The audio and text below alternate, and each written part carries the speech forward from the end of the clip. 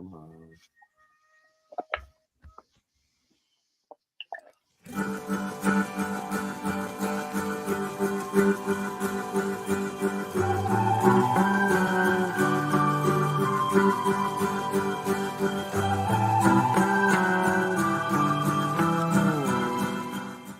We are back for another year, and often I find myself joined by a bunch of characters when it comes to our roundtable discussions. So I thought, why not ask them? Because not only are they characters, but they are so talented at creating characters. So guess what? We're going to talk about characters. How do we get them to come to life? What are the nuances, subtleties, and all of the nice little micro things we do to create them and make them three-dimensional? We'll discuss this and more on our roundtable discussion. Then, CL Cannon is along with another year of the Indie Connection, bringing you indie books you might like if you are a fan of How to Train Your Dragon by Crescenda Cowell. Then, I unleash a fireball of 10 questions in 5 minutes as we do another year of the 5-minute drill. So sit back, grab some coffee, hit that like button, smash that like button, and get ready for another great season of This Week in Indies with your host, Joe Compton.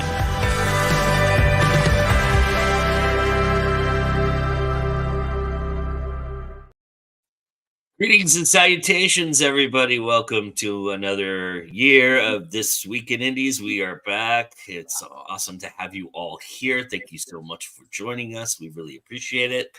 While you're here, smash the like button and do all those wonderful things you do, like subscribe and comment. And please join us in the chat as we talk about characters today, which is pretty apropos because we do have a sponsor. And the sponsor has one of those interesting characters that I think you all will be really interested to hear about.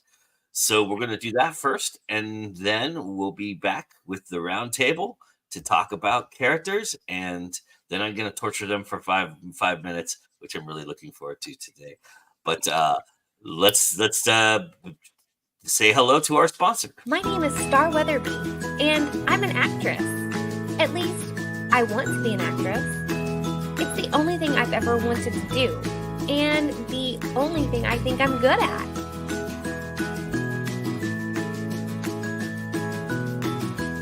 But nobody wants to hire me. Emma, Christopher, you won't believe it, but I've just found the most incredible performer. Her name is Star Weatherby, and I loved her improv of a singing mango so much, I ate an entire box of mangoes. We must hire her. Tune in tomorrow. The debut novel from Randy Dawn takes you backstage into the most fantastic TV show you've never watched. It's all about a reality TV show made by mythical creatures, for mythical creatures, but starring humans. Jason, you said I was an incredible performer. You didn't say I was a great actress. But Jason, have you told Star that the show's in danger of being cancelled? Every time we lose viewers, the sets start crumbling. I have faith. Star will save us all. So long as you keep your hands to yourself. Can't promise anything. It's been 30 years since they hired a new face here at Tune In Tomorrow, and now they're bringing on this ridiculous Star Weatherby. I'm the diva in charge. I say who goes and who gets removed, and I won't be upstaged. Tune in tomorrow. The Amazon #1 humorous fantasy bestseller has been called Funny as Hell, a joyride and a bouncy castle. And Publishers Weekly says fans of Douglas Adams and Terry Pratchett will want to snatch this up. Be a star. Be your very best mango. Pick up Tune In Tomorrow now. Yay! Everybody go get the wonderful book by the awesome Randy Dawn. Tune in tomorrow. She is our sponsor for this week. We really appreciate that. And thank you so much for letting me have some fun with that video. I enjoyed that.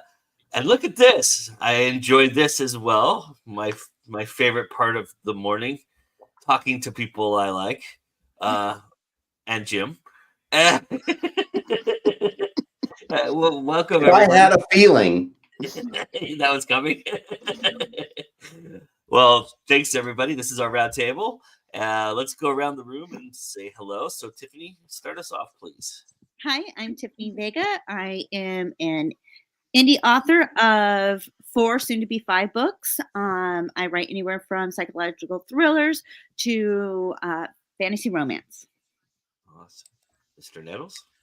I'm Jim Nettles. I write science fiction, urban fantasy, horror, bit of this, that, and the other. I also write a lot of nonfiction stuff, business for writers, bunch of creative work, teach a bunch of workshops. In fact, we'll have another series of business for workshops for writers and creatives starting either the end of this month or beginning of the month. We're trying to finish the scheduling, so if anybody cares, ping me. And I will say, Tune In Tomorrow is one of my favorite fun reads of 2023. So Awesome. if you do pick it up, make sure to email Randy because she will send you the hidden chapter. Ooh, nice. I love that. I did not know that. Hi, Sean? SM Hillman, speculative fiction writer, and I write all kinds of fiction. At this point, last year I put up my first short story collection, The Language of Skeptics. You can pick that up anywhere that you shop on Amazon, I guess. And I'm also heavily involved in the convention scene here in Atlanta. And host of Zero Means You're Dead, a RPG show here on Go Indie Network. Awesome, which we love. And Language of Skeptics is a great book, everybody. You should go check it out. All right, Bobby? Hi, I'm Bobby Nash. I write all kinds of stuff. I do a lot of crime thrillers, mystery, suspense, things like that. But I also dabble in horror, sci-fi, media tie-in stuff. You know, it's always fun playing with other people's characters and trying not to break them irreparably. But that's me. Nice. Snow Hunt had been another great book of 2023 that I really enjoyed. Thank you. So let's start with the fundamentals, right? Talking about building characters. Do you work from the inside out? Do you work from the outside in? Does it depend on the character? How do you start your process with your characters?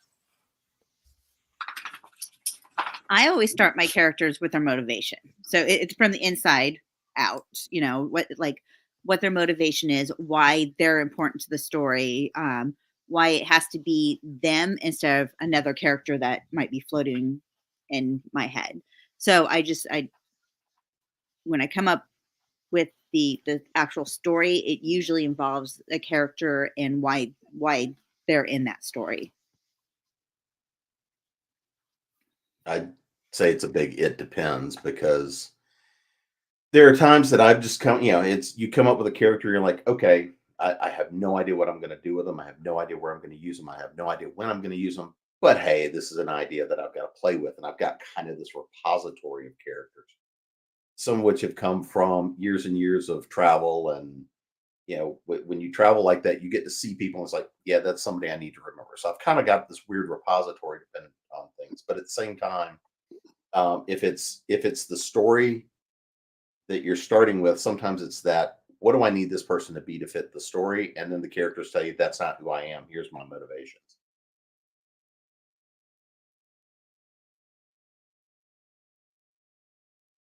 Sean, Bobby? I think I start with either an internal monologue for the character. They're talking to themselves or they're reacting to a particular situation. Or I start them in a sort of the first, I like to start in media res if I can, but the first moment, like the character and the situation sort of come together, coalesce together. So it's both of them happen at the same time, especially with main characters. And I don't know that I've ever, I don't have a repository like Jim was talking about. All my characters tend to be sort of unique to their environments. Although I suspect I probably have tropes or character outlines that I keep in the back of my head for that purpose. Yeah. Yeah, I generally start with, I mean, depending on if you're doing a series stuff, you already established your character, so what story is good for that character. But yeah, usually it all depends on what kind of story I'm trying to tell, which character I'm going to use, what kind of character I'm going to use. And then once I get to know the character, the character then starts to inform a lot of that. Those pesky characters sometimes, as I'm sure we'll all talk about, taking on a little bit of a life of their own at times. So I have come up where I've gone in and started with like detailed plans for a character. And then those go out the window when I realize that's not the character I thought it was. And the opposite as well, where I've had characters who were meant to be secondary or tertiary characters who I just gave just a little bit of that to, who through the course of the story became more because the character just would not leave me alone, if that makes any sense.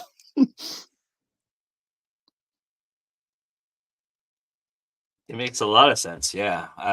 Yeah, we're all a little schizophrenic up here when they start talking. Really, it's. So Speak for yourself. No, quiet. Shut up. All right. Sorry, my inner voice was talking to me there. That was me this time. Okay. I am your Jiminy Cricket. I am your conscience. Oh my God, Jim is living in your head. So I did this interesting poll on our site on our YouTube channel, talking about what for readers or viewers of our shows, what is it that makes a character come to life, and it was an interesting exercise because I put 5 different options, which were the story they're engaged in, their appearance, physical tics, quirks, overall grooming, etc., their thoughts and desires, wants or needs, their mental quirks, their growth, their struggles, acuity, senses, and then the setting, environment, and how they adapt and stand out and blend. I don't know if you've all looked at this poll or saw the results, but I would be curious for you all which one of those resonates the most. And anybody want to guess which one was the audience's favorite? Well, I voted on that, so I don't know if you know the results. I don't know the results because I didn't actually look. I think I was the first person to vote, and then I haven't checked since. But I put desires, but because that is my bread and butter. I love writing about my characters' desires. Yeah, I'm kind of a fan of the quirks. I like to have that character have a little something that's, and it doesn't have to be a weird quirk. It can just be simple things, but something about that character that you kind of latch onto, or you fall in love with this one little tick or this one thing. Yeah. Since Bobby brought it up, I will say, spoiler alert for everybody, the first question I'm going to ask you in the 5-minute drill has to do with quirks. So start thinking about quirks for characters. All right, Mr. Nettles, Mr. Hillman, do you have a thought? Well, I mean, it obviously it's parts of all of those, but I mean, I'm kind of with Bobby. It's what are the weird little quirks? I mean, because goal, conflict, motivation, that's the core of every story. We know we've got to have those mechanics. But if you want to talk about what brings somebody to life, it is that shift from how do you take somebody from the mechanics to what makes them different from other characters with similar goals, similar motivations. I mean, that's the thing that makes them them. It makes them unique. It's the character in your head that sits there and has a little bit of OCD, or the character that comes in and wants to talk to you at 3 a.m. when you're trying to sleep. It's those things that come across the page that really give life more so than just the mechanics. Yeah, I have to say, quirks, although mine tend to be a little bit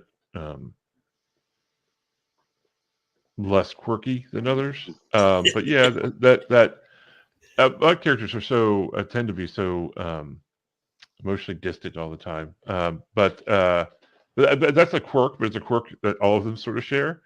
Um, so yeah, but I think that those unique. I mean, if we talk about quirks as unique features for a character, absolutely. I think that the character has to stand out not just in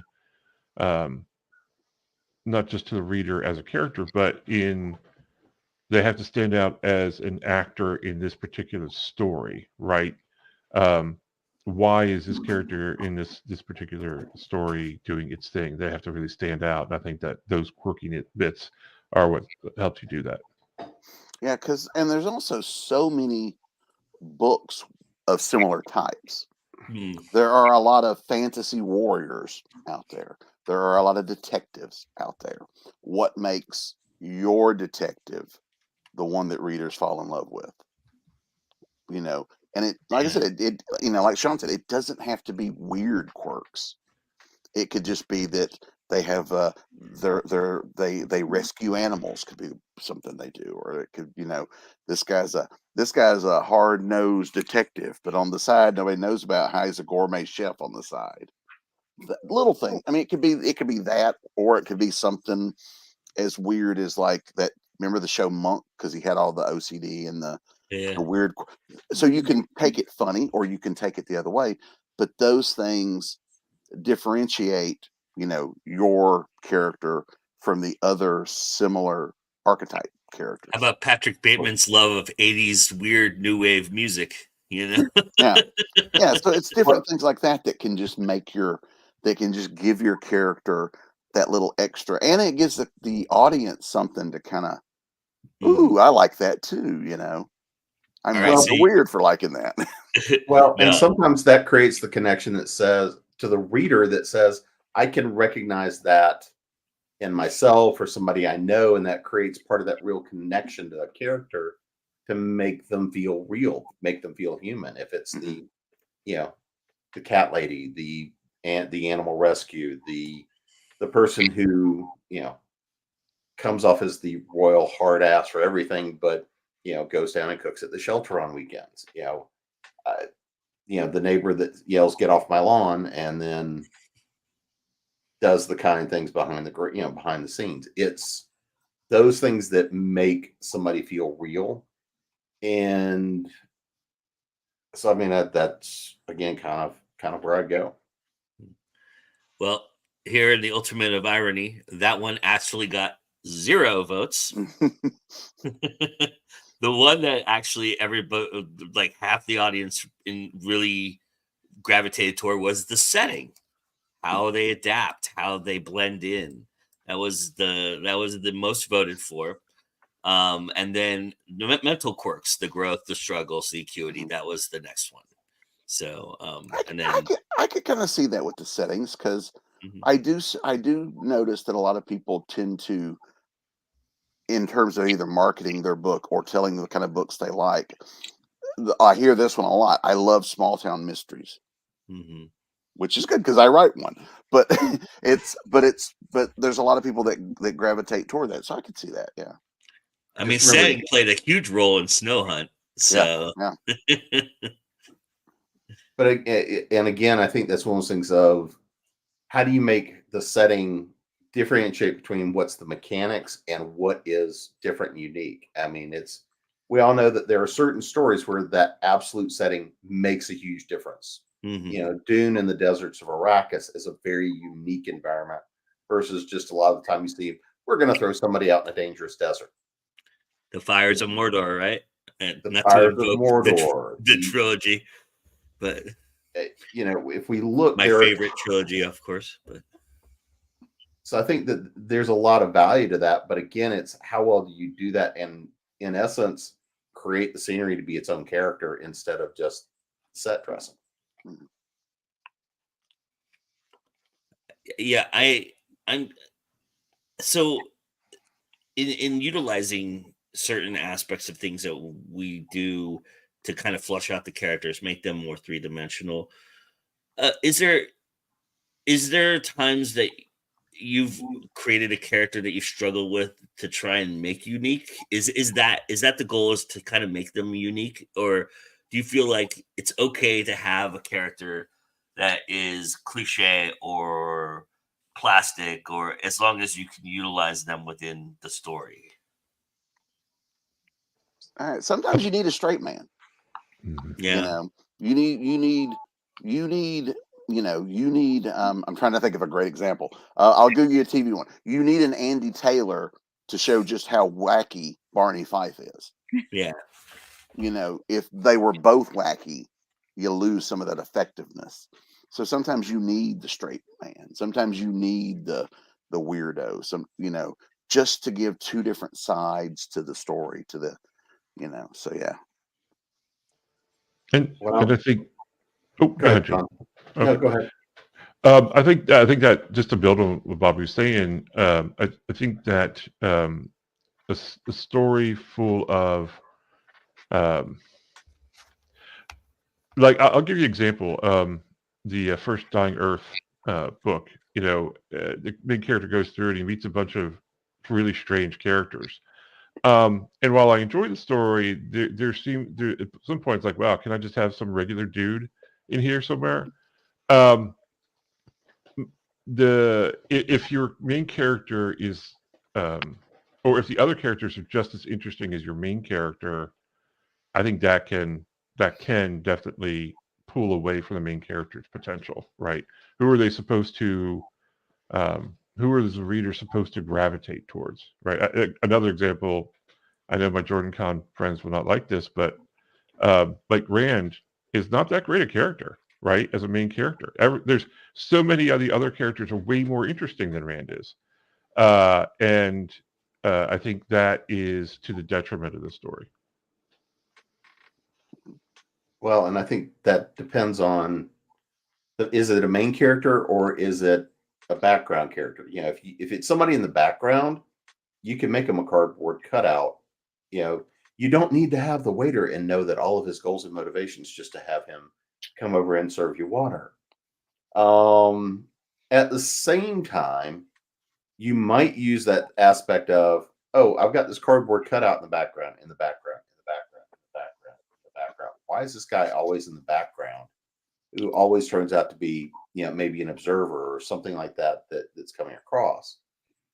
Because it's from when it's your narrator and it's from your perceptions of the person, right? I think that what person you're writing it in, is it first, is it third? Is it past tense, present tense?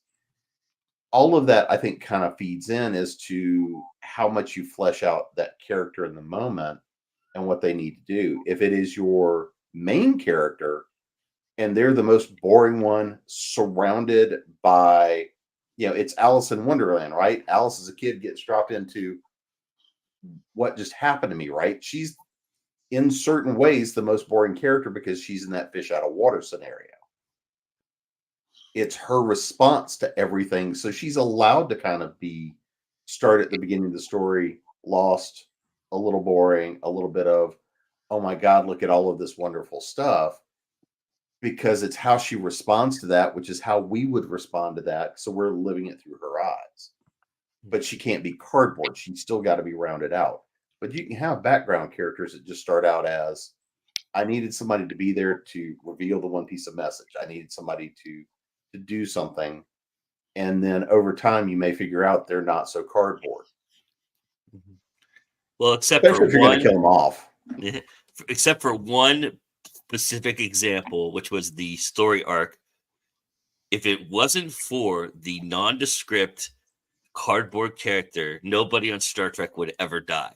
So they're vital for that reason, for that series in particular. Yeah, but sometimes the guy in the red shirt is always going to die, right? Mhm. We all know that. It's kind of Roddenberry's little nod to mysteries, right? yeah, but how much more impact would those deaths have had if we had have at least had a Well, minute? yeah, I mean, the one that is the exception is probably one of the most gut wrenching deaths of my lifetime I can remember. Yeah, I won't spoil it for people. Although it's been 30 years, but Yeah, I think everybody knew who you were talking about. Yeah.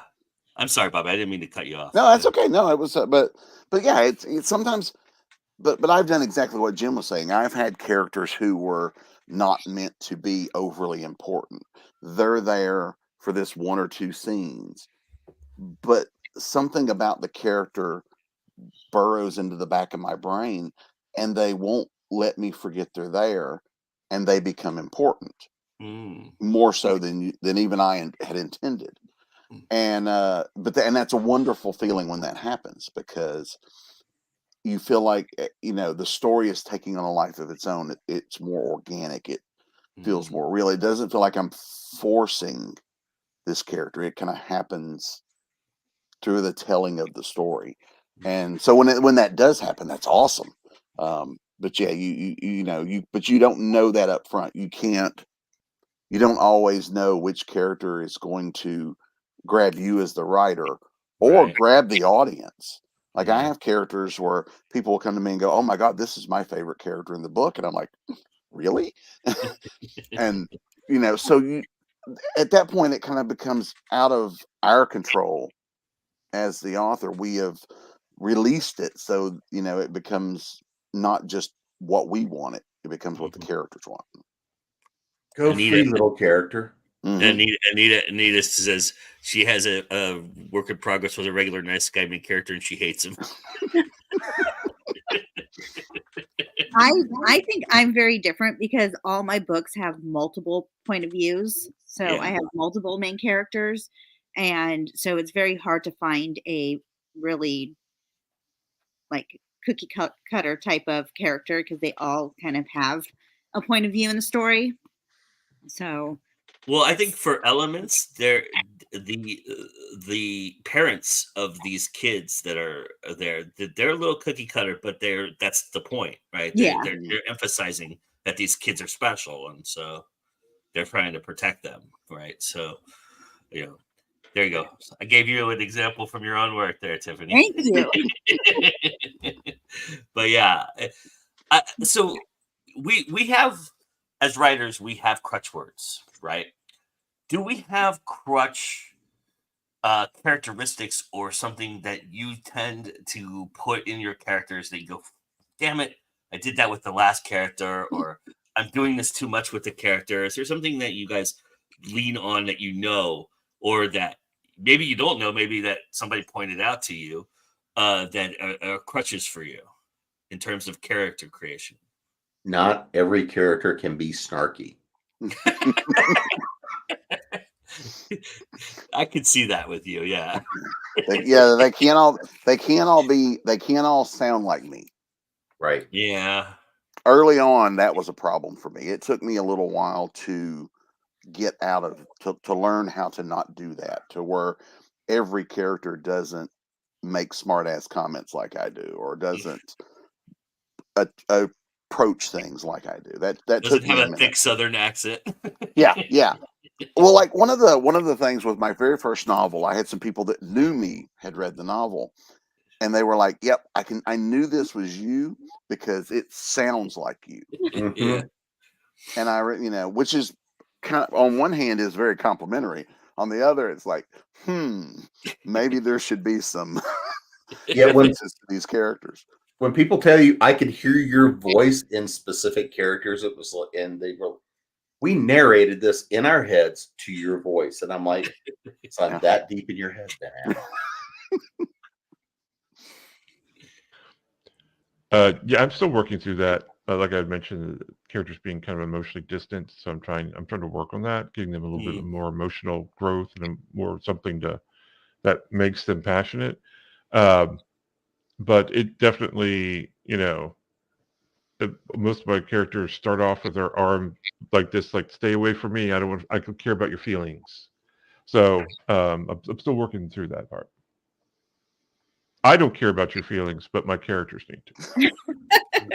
I was going to say, this may be more about you, Sean. I know. And I was going to say, you write in science fiction, so most characters are emotionally distant in science fiction. So, but I have a weird one. I tend to make all my characters smart. and I don't, I should probably dumb a few of them down, and I don't know why. I like having, nice, intelligent conversations, and I guess not everybody can have those. So, I don't know, but But I get called out a lot for that, actually. But even smart characters can do stupid things. Well, yeah, obviously, but yeah. but and it's usually with some, like, really intelligent people. It's the common sense that things that they don't, or the social aspects that they don't get, and so I'm always told by an editor, add that in there. You're telling me this, but you're not putting it in the WIP. So put that in there. Put it in your work in progress. Make that character rounded. Which I guess I should learn by now, but I haven't. We're writers. We don't learn. Yeah. Anita says a lot of my characters have a fondness for alcohol, which, if you don't know Anita, she doesn't drink. So. Oddly enough, I've got a few characters that tend to have a preference for scotch. I have no idea why. Yeah. It's funny because, like, none of my characters smoke or drink. Really, that's kind of weird. But I don't smoke. But yeah. I never smoke. I've noticed in a few of mine where I tended to have a character who had just quit smoking, and I don't know. I've never smoked, so I don't know how that got in there. But I have several characters on different books, and I didn't do it consciously, but I realized when I would go back to revisit those characters for another story, I'm like, wait, oh, they just quit smoking too. Why did I do that? It's something got in my head about that.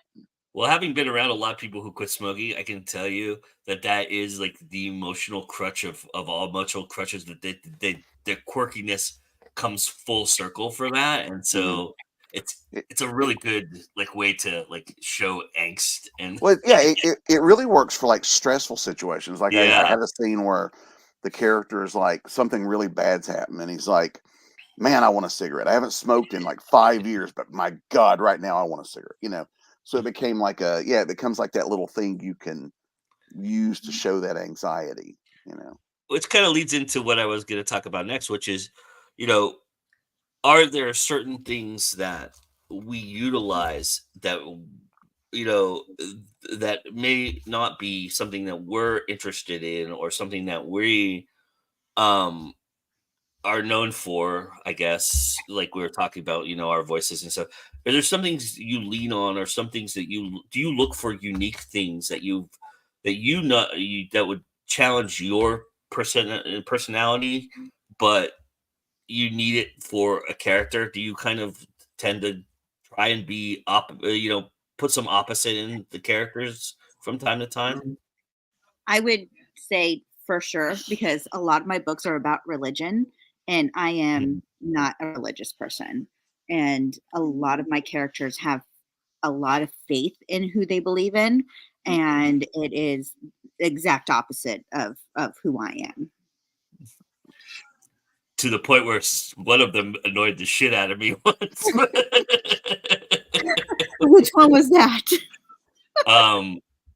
Yeah, just the last book was, there was a lot of, like, God worship, and yes, yep. And so far, like, that was like really hard to get into the headspace of the character, because they were willing to, like, sacrifice everything they wanted and believed in because of their religion. And it was very, like, how could anybody do this? But follow your heart, motherfucker. Sorry. Yes. Your what? What's that word you use? That little thing that's black in most of our chest right here, that thing. But it's the hole in your chest, Jim. Oh, that. Okay. It's so far opposite. Like, it really took a lot to get into that headspace of trying to, like, forego everything you want and believe in because of everything you want, not what you believe in, for what you believe in. And so do you feel like that was kind of fun, though? Did you have a little fun with it? Oh, of course. I'm like, because it's almost like the worst case scenario of what somebody would believe in, what she went through. And it was fun to see, like, okay, would somebody really do this, or is this like so far-fetched? But you hear about things like this every day in the news, and so it's really not that far-fetched. But it was definitely different to be in a headspace that is so far from my own. It's like seeing a whole different point of view that you never really knew exists because you don't think of that on your own. I think too, some of the best fictional um, reflections of religion and explorations of religion and fiction tend to come from people who are not religious, because you're looking at it objectively.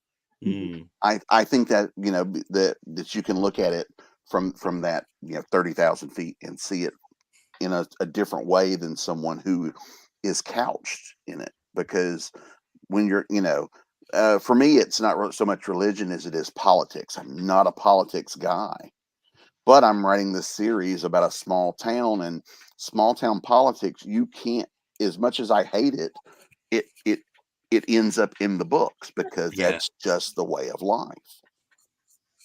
Well, with some of my misspent youth, and I mean, one of my biggest fascinations in life across the board is, why do people believe what they believe? Why do people do what they do? And that covers religion, politics. I mean, pick a controversy, and okay, great, let's go have an argument. It's amazing I haven't been killed in my life at some point, but I'm sure you're on a list or two somewhere. Not just a list. I mean, I'm pretty sure that there's a notebook of lists. But, and this is one of the things that often too becomes a problem with readers. It's the, oh, well, they wrote a character like this, so they have to think that way. No. And honestly, the act of writing is a good way of exploring belief systems. Yeah. You know, it's like preparing for debate club, right? You've got to be able to argue both sides. You don't have to agree with it, but you should be able to create characters to create that conflict, to explore an idea for both you as the writer and for readers too, to sometimes look at something through somebody else's shoes. That's part of the reason for writing. That's part of the reason for reading and consuming stuff, is to explore ideas you may not agree with. And things that don't necessarily always make you comfortable, you know. But at the same time, if you're going to go and explore these ideas, this also frequently means to represent and do those things appropriately means going to go to places that you're probably not comfortable either. Yeah, I'm not a mass murderer, but I've killed a lot of characters, and you have to get into the headspace of killers, you know. I've killed a lot of characters too. Yeah, you know, and my brother once told a relative of mine, a younger relative, that I killed people for a living, and then didn't elaborate.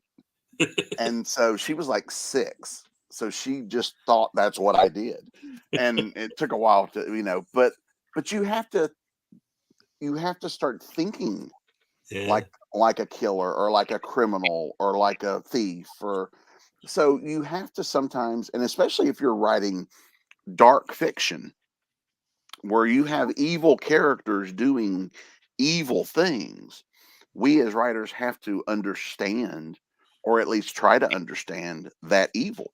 It doesn't mean we're evil, but we have to, you know, well, maybe not fully evil, but we have to explore that. And as writers, we, you know, I'm sure all of us here could probably do an entire panel on just some of the weird shit that we've researched over the years. But you have to do that to be able to make it make sense. This character, if I just go, oh, this character's a killer, you know, I have to show them being evil. I have to show those things. And sometimes when we're writing, because it's not us, it's not comfortable for us, it can be uncomfortable for us as a writer. You know, just as like Tiffany was talking about the religion. If you're not religious, you know, sometimes going into that might make you uncomfortable, but it's a good exploration for your character in your book. So we do a lot of that. My ex-wife gave my ex-father-in-law a copy of my first book, which is a crime thriller about a serial killer and a mass murderer and a detective. And I noticed, like, I didn't know that she had given it to him, but I noticed he was sitting further away from me than he normally does. And I go, "What's going on?" And he goes, "I read your book, and I just don't know how to look at you anymore." One of the best compliments I ever got. There was this lady I knew. Her husband was a comic book artist, so I got to know them from doing conventions. And so she would come with her husband to the conventions. We got to know each other. She read Evil Ways when it first came out, and she came up to me at one convention and she goes, "I read your book." I'm like, "Uh-huh. You're a bit creepy to me now." Which I took as a grand compliment. But it's like, because she was like, "That's not what I expected from you." Yeah. So yeah. I completely forgot what I was going to say.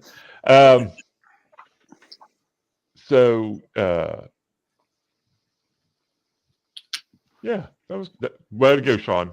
Profound. Very profound. It was very profound. Yeah. No, and there we go. The researching those kinds of things does provide quite a bit. I mean, not just for the current work in progress, but other works in progress, right? You discover ideas about different religions or philosophies or sexualities, things like that you didn't either never thought about or didn't know, and that opens up avenues for character depth quite a bit. But I was going to get an interesting compliment from my sister about the language of skeptics. She was like, "The writing is good, the stories are a bit weird." And so again, I was like, that's good. That's a good reaction. I like that. And so, yeah, I mean, it's funny too, because I did grow up Catholic, but my characters so far are very casual about any religious beliefs. They might be, Muslim or Jewish or Christian or whatever, but it's not a big part of their core person. Which is, now that I think about it, is actually kind of interesting, because I do have a lot of philosophical and religious discussions, with friends and things like that. So yeah, that's sort of interesting to me to think about, in contrast to what Tiffany was saying. So that's something else I'm going to take forward now and say, okay, do I need to look at the way I handle belief systems differently in these characters? So that's cool. All right. Well, so good, Jim. Oh, no, I was going to say, and I mean, the other thing that a lot of the time it's easy to forget about is the idea of everything else that fits into life, right? If somebody has a particular job, a profession, things like that you go research, which provide really good fodder for strange things to happen. I mean, just as a part of my other life, with some of the consulting and things I've done over the years and in situations, it's often we forget to look at what people do and why they're doing them as professions, as hobbies, as everything else, because that also can tell you a lot about, are they detail oriented? Are they mechanically inclined? Are they, those kinds of things tell you a lot about the character and the person. And those little details can also be a big piece that helps you round out who they are, even though they may not be anything controversial, they may not be anything complicated, but they offer up, again, those things that make somebody feel a little more real, that they throw somewhere, odd little tidbit out about something they were working on or something like that. Nice. All right. Well, we have an interesting indie connection for you this week, as we welcome back CL Cannon for another year of the Indie Connection. And it's How to Train Your Dragons. So enjoy.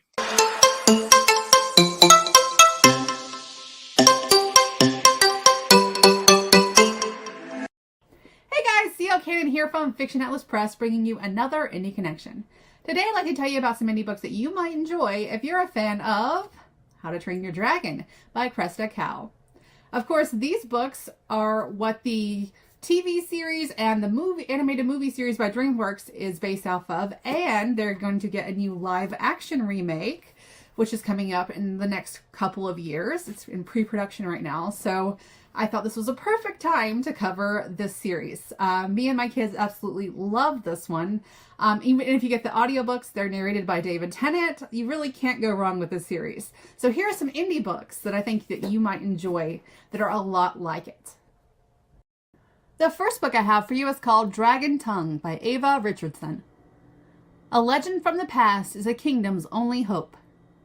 Cora knows her grandmother's stories of the noble dragon riders by heart, even though most people consider them just a myth. But for Cora, the legends are a pleasant distraction from her concern for her ailing father and the enormous debt they owe to the king's garrison.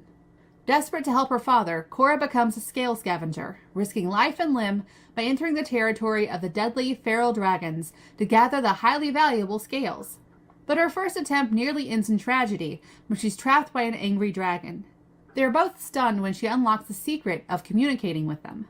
As Cora and the dragon Alaric grow closer, they uncover more secrets from the kingdom's past.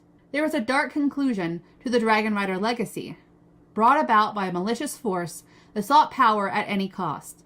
That force still holds the kingdom in thrall, and has no intention of allowing the Dragon Riders to rise again. Can Cora and Alaric reignite a legend from the past before it's too late? The second book I have for you is called Dragon's Fire, Rise of the Elementals, by Neftali Hernandez. Ezekiel is a seemingly normal young man who leads a simple life in Bryson Village.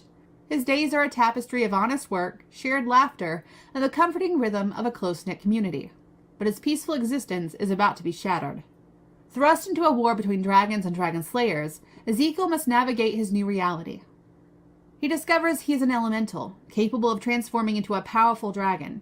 Learning that dragons are on the brink of extinction, Ezekiel embarks on a perilous quest where he must learn to control his immense powers, all while unlocking the mysteries of his people. As the fate of his people and the entire world rests on his shoulders, Ezekiel must confront the dragon slayers. Will Ezekiel embrace his destiny and turn the tide in this epic battle of survival? The third book I have for you is called Anri and the Dragon Quest by N.A. Davenport. A dragon egg could save her family, but trying to find one just might kill her. Since the death of her father, 14-year-old Henri's family has struggled to keep food on the table and a roof over their heads. When she learns that she can help them as a dragon rider, Henri is determined to defy the odds and find an egg so she can bond with a hatchling.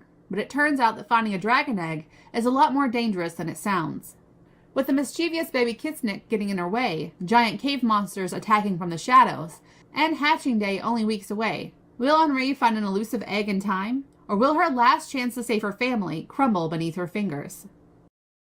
And the last book I have for you is called The Silver Queen and Other Dragon Tales by Naomi Lastrucci. What if the legends were wrong?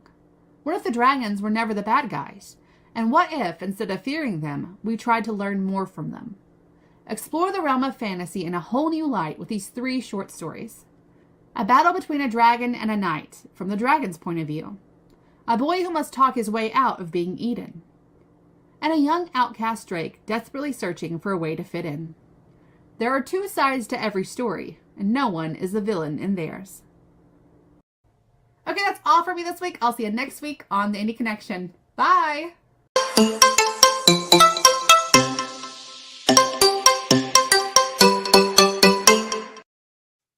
As always, we thank CL Cannon for that wonderful indie connection. I love how she went into like the whole diagram of what this series is going through right now. We'll look forward to the live action version of that series, I'm sure. If you're a fan, I'm sure you're all excited about that. Although I've heard the casting hasn't gone so well, or fans are a little upset about certain casted members, but I mean, I think that's what happens with all fandoms, right? Especially if it's from a book. I wanted to finish off and round out our conversation about has a creation of a character for you ever changed the story? Have you found that when you created a character, has the story ever changed for you? Yes. Yeah. Okay. Great. I I had a how to do this non-spoilery. I had a character in the Snow series who was a secondary character early on. I had no real goal for this character beyond what they were doing at the beginning. The villain was, they worked for the villain as we go along, So that character was not meant to be as important. As the story went along, that character kept showing back up and doing things that made that character much more interesting than the villain I had. So I killed the villain off and replaced the villain with this villain. And it made the story infinitely better than my original plan. And that was not something that was intended from the beginning. So yeah, so sometimes they grab. That's why I always say trust your characters. If they tell you they're going to do something, let them do it. I was going to say, because I mean, villains are actually one of the places for me a lot of the time that they develop, right? They change. And I don't even want to use the term villain. I'll use the term antagonist because they're not always the villain. But where's the antagonist? Where's the conflict in that? Because again, I'm not a real big fan of the mustache twirling. I'm just evil for the sake of being evil. I know, Sean. I and not always, but there are times where it's good to make them that idea of the hero of their own story, even if what they know that they're doing doesn't fit into the norm, right? Yeah. I'm killing them, but they need a killing. But that's one of the places. But the other thing is when we start playing with tropes, right? The tropes that get us into trouble. The orphaned kid, the person who has nothing left, the person who's got estranged family and can't get along with anybody. Changing certain things up where you give them familial connections, give them kind of that strong support base and things like that. All of a sudden you discover somebody who they themselves have both more strengths from that, but they also have new weaknesses in the idea of people that are there that can be vulnerable because of their connection to them, right? So that's where I think that sometimes people can develop greater connections and give some of that opportunity for things to grow and change in different ways, because as those characters, if they have real meaning, start to get their own goals and motivations, you can go screw up their day all day long, which of course makes your main character feel bad about it in the process. Not that I've ever done that at all. Yeah, it doesn't sound like that you're an expert in that at all. I would say that I have a character in the Elements that was, she's in chapter 1 that was supposed to be a nobody, nothing, and she actually is a recurring character in the next book, and not as like a main character, but as somebody who's like a connection to everybody. So she went from being like just a one-off character to definitely growing into a solid secondary character. Cool. Yeah, I mean, I think that's true, and I mean, as a general rule for most of my characters, in that once they inhabit the story, it sort of gets some air under it. But in particular, I can think of the parents in a story that's work in progress, where typically you think that one or both parents should be dead, and then that's affecting the main character's life. But they're alive and they're all happy, and they're relatively well-adjusted family, and so, which sort of goes against, where do you find the conflict in that, right? If your parents are decent folks and your family life is pretty good, where do you find the conflict in that? And I had to go outside of that dynamic to find kind of motivations and conflict, which was really interesting. And I think too, when characters like Tiffany was talking about her character in the first chapter, or my villain who stepped up, the reader looks at us and goes, "Wow, you planned that ahead really well." And it's like, sure. But a lot. Pull So a back lot the of curtain a little bit here. yeah, it's like because some of the greatest character bits that happen in some of my books happen not because I planned it, just because it grew organically into that, where a character reveals something or says something or whatever that makes all this stuff that I didn't realize I was setting up make sense. And that's wonderful when that happens. It can be frustrating because then you have to go back and fix stuff. But allowing those things to happen has given me some great twists and moments in books that have elevated the material, I guess, for lack of a better term, where the book is better than my writing skill because the characters knew what they were doing. Yes. We will round it out on this note. The primary duty of literature is to tell us the truth about ourselves and telling us lies about people who never existed. I just put that quote up here so that I could do this. That's the only reason. I found a way to get. I'm gonna find a way to get this into every show I do from here on out. But yeah, no, but that's an interesting thought, though, right? I mean,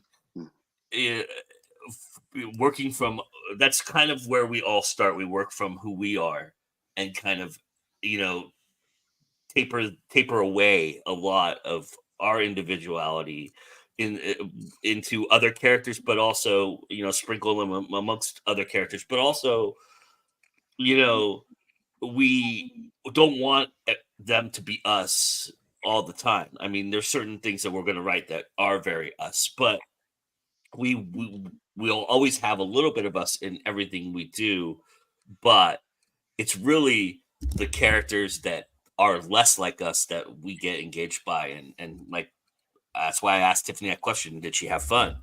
Because that's where the fun is, right? Is to write something. It's fun to kill a lot of people, right, Bobby? So absolutely, yeah. I mean, in books, but, yeah. But it's no different. Like what we're doing, it's just like an actor inhabiting a role. Yep. It's not them; it's them creating a character. And we're doing the same thing. We're just doing it for every character. And so we have to kind of get in the headspace of, if not all the characters, most of the characters. So we do it, like I said, sometimes, when you're writing, stuff with bad guys and crime syndicate. Yeah, that guy's a thug. Okay, we kill him. We're good. And I don't need to know his backstory. But when you get to know your characters, I think, we're playing those roles. Well, and there's the other thing is, as characters grow, if they grow, right? Because by some genres, they don't ever really grow, right? Mm-hmm. But if you're writing something where somebody is going and growing and trying to figure out who they are, it especially if you're dealing with things like crime, you're dealing with murder investigations, you're dealing with things. Those things accumulate on the person over time. So I mean, a lot of the ways that characters grow are not only in the positive, happy, healthy ways, but it also becomes how many crime scenes have you investigated? How many bodies have you seen? How many times have you had to go and do something that those things gradually begin to accumulate? And I think the other thing that becomes helpful is if you're writing in a space in a genre, part of that becomes building some relationships and stuff with people that work in that space, right? Mm-hmm. Get to know the personalities of people that work in a given space, especially if you're talking military, law enforcement. If you're trying to build those characters realistically, I mean, yeah, you're not going to meet too many hardcore wizards that you can go sit down and have a chat with in the coffee shop. But you can meet a lot of people that are going to have some relevant experience, right? And it's those things that accumulate over time. And getting to know people that can tell you a bit about what that life experience meant to them means that you also can translate some of that into there. Yeah. And when you're researching, people love to talk about their jobs. Writing crime fiction, I spent a day with the FBI. I've spent time with Secret Service agents. The people love to talk about their jobs. So yeah, it's hard to find a wizard, like Jim said, but there are a lot of people who will be willing to talk to you as a writer about what they do. If you know, But Bobby is well on his way to becoming one. So yes. All right, everybody good? Anything else that you guys want to add? All right. So here we go, guys. You ready to play a 5-minute drill? I got 10 questions, and I'm just going to go down the line. So I'm going to start with Tiffany, Jim, Sean, Bobby. Then I'll snake it back, Bobby, Sean, Jim, Tiffany. And we'll do that till 5 minutes runs out on you, or 10 questions, whichever comes first. All right. And I think I'm just going to ask all 10 questions, even if you guys don't make it to the 5. Maybe. We'll see. We'll see how lazy you are today. But if you get close, I'll go through the whole thing with you. All right. So everybody ready? Mm-hmm. All right, Tiffany. What's one quirk you think all your characters have to have? Oh, playing with their hair a lot. All right. Jim? drinking or not. They have to be professionals. Okay. I have characters doing this a lot when they're trying to think. All right, Bobby, what character have you read or seen on screen that you couldn't wait to die? That's shit. Blofeld. That's a good one. All right, Sean.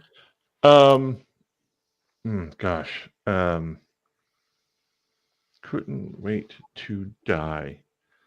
So many, but one.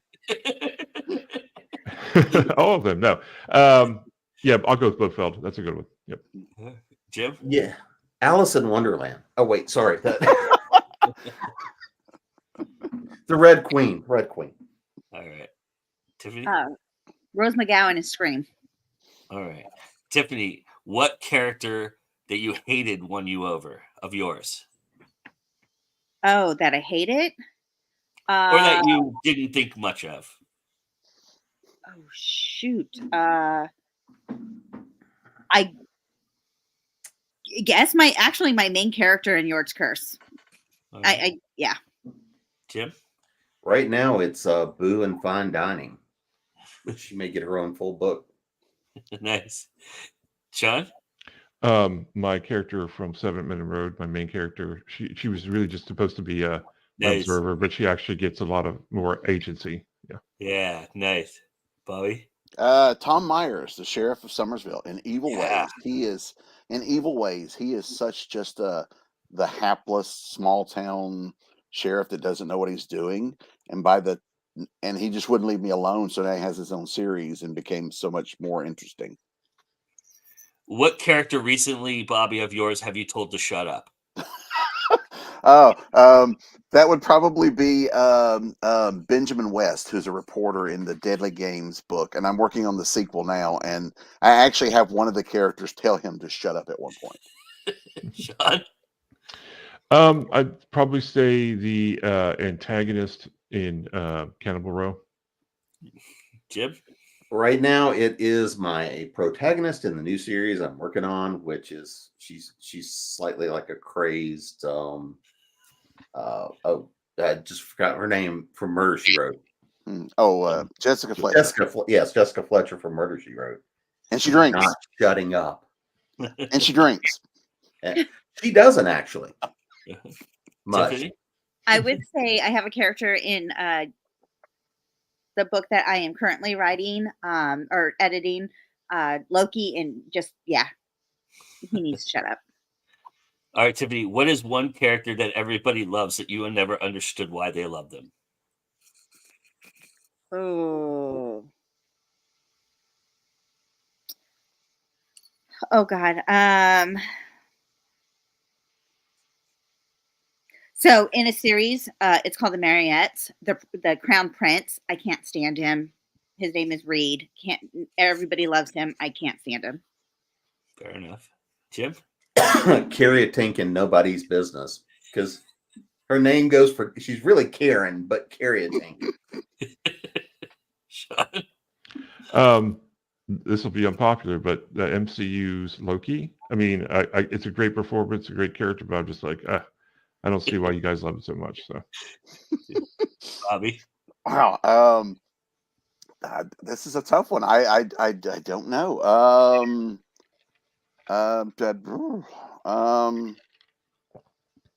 trying to think of one. Who don't I like? I don't know. I'll pass. I'll take too much time. Sorry. I will say that for me is always and always will be number one from Generations. I cannot stand him. I don't know why everybody loves that character. If I was Picard, I would have hit him in the face a few times. But you know. Anyway, all right. So Bobby, what is the weirdest quirks your characters have? Oh yeah, okay. I do have characters that tend to babble and just ramble on. And I have a couple where I make it a point that they just cuss all the time. Sean? Apparently, the way I have my characters who do smoke is not accurate because I'm not a smoker. So the way they smoke is very quirky and shaky and all those things. All right, Jim? Sighing. That's one of those things I've had to cut out of so many people. So just go. Tiffany? I tend to make all my characters at the very start. They're very vulnerable. Like none of them are very strong at the start. So I write very vulnerable characters and not strong characters. So their quirk is being too vulnerable. All right. You all have noticed I've stopped the timer. You all just are going to fail. So because we still have 3 more questions to go. Wait, long-winded writers? I'm aghast. This does not. You can't make a decision. This does not mean by any stretch of the imagination that you can pontificate now. I'm just saying I will finish this. I will give you the last 3 questions, but treat it like you have a minute left. Okay. So Tiffany, what is the longest you've ever agonized over killing a character? Oh, I don't. I love killing characters. Nice. Jim? About 6 months. Wow. Yeah. That surprises me, actually. Sean? Just one time, there was one person I didn't want to kill. And I'd have stopped that at 007. Just that's me. About a week. Yeah, I'm with Tiffany. When they gotta go, they gotta go. All right, Bobby. Which do you like to write more, the scene stealer or the villain? Oh, the scene stealer. The scene stealers are fun because they're usually the smart ass, and I get to have a lot of fun with that. Sean? The villain. Oh yeah, Jim? villains. I mean, they're my heroes. Villain. Yeah, all right. You're like what they say about Jimmy Conway and Goodfellas. You're the guy who roots for the bad guys in the movies. The bad guys are not always wrong. No. All right. Tiffany, what's one thing your characters will never ever do? I don't know. They haven't told me yet. I leave it up to chance because they all grow in different ways, and there's really, I guess, nothing that is off the limits other than obviously, well, I guess like something harm against a child or something like that because I will never write that. But they haven't told me yet, so I'm not sure. All right, Jim. That's a real good question. There's not a whole lot I probably wouldn't touch. Though there are certain sorts of sex abuse that I will not touch. Sean?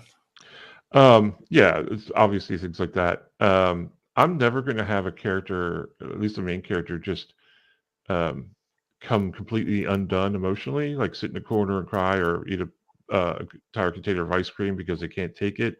My characters don't have time for that nonsense. They'll have a moment, but then they'll move on. So you're never going to ever write any like nice little romance, Hallmark romances, then I assume. I don't like happy ending. I don't like happily ever after. So yeah, Bobby, especially in romance. I'm hoping they never stop talking to me. That would, but yeah, like everybody said, there are certain story type or things it's not me. Certain types of abuses or things like that. I had a writer teacher once who was like, drilled it into us, don't kill animals. So that's kind of in my head. So yeah, stuff like that. But other than that, I mean, you never know. It's hard to say never because sometimes a character later will go, you know what, this needs to happen. So, but yeah, so I just hope they never stop talking to me. Cool. Never say never. Yeah. All right, Bobby, tell everybody where they can find you, sir. BobbyNash.com is my website. There's links to everything there. I'm on pretty much all the social medias. The links are all there. Please come find me. Say hello. All right. Mr. Hillman? TheWickedBoys.com, which reminds me I need to update the social media links there. You can find me at NerdyGraw in March. You can find me at JordanCon in April. You can find me at Multiverse in October. And you can find me on Going Now in Zero Means You're Dead. Next episode's coming up soon. And on Hit the Dice, our next actual play is coming up in early February. Which you're GMing, so. Yes, I'm jamming Shadow Dark. Yeah. Woohoo! So. Jim? Easiest way to link to everything I'm doing is jamespnettles.com. I'll get you to at least most of the stuff. You can get to Author Essentials workshops there if anybody's interested in some of the workshop stuff that's coming up. I'll be posting up this year's list of planned classes. If you're interested in all the media stuff, you can come by continualconvention.com. You can get to it from the website. You can also get to my show Creating Pros, which is business side of creatives. And that'll kind of get you to everywhere and all the socials and all the good stuff. Nice. Tiffany? And you can find me at booksbytiffanyvega.com. You can get all my socials there, or you can find me on YouTube here. And you can also find my shop for mental health and awareness and supporting the LGBTQ plus community at moodalchemy.com. Thanks. And then you can find our sponsor, which is Tune In Tomorrow from Randy Dawn. The link is in the description, and you can go check out that book. Please do. It's a wonderful little fantasy book. And thank you to Randy for sponsoring today's show. And congratulations, you found Going In Now because you're here. So while you're here, you might as well smash the like button, subscribe, do all those wonderful things that we do. We've got some great content for you. Like on tomorrow night, when I sit down with AJ Mulliken for 21 Grams, it's going to be an awesome conversation. If you ever wanted to know what it goes in the mind of somebody who writes a little bit of erotic fiction, this is going to be the show for you because AJ is a master at it, and she writes paranormal romances and with a little bit of an erotic twist to them. So this is going to be a really great conversation. We're going to go deep into the aspect of how to write those and everything like that. And then following that, hopefully either Tuesday or Wednesday, I'm aiming for Tuesday, which I'm going to make happen. So Tuesday, Zero Means You're Dead, session 2. It was all about multiverse for the most part. We have a lot of stuff for multiverse. Sean has a great villain monologue in this for this episode, so you definitely want to check that out if you're somebody who does cons a lot. Especially, it's something that is going to be very cool to listen to and engage with. And then he also has an interview that he did while we were at Multiverse with the awesome Judy Black. So this is going to be a great episode. So everybody go check that out. And that, along with other stuff we were doing all week long. So come check us out. And then come over the weekend. I'm probably going to come up live a couple times. And then, of course, next Sunday we have This Week in Indies, which I will be in Utah for as I head out to the Slam Dance Film Festival, which happens next weekend from Friday to Sunday. I will be there. And I hope to give you some sights and sounds from that. And hopefully put out some interviews and things like that maybe I can edit while I'm there. But that being said, thanks everybody for joining us. It was a wonderful, wonderful conversation. And my mouse is not cooperating, I just want to say thank you, everybody. And remember that it's always time to go and D now. We'll see you again soon.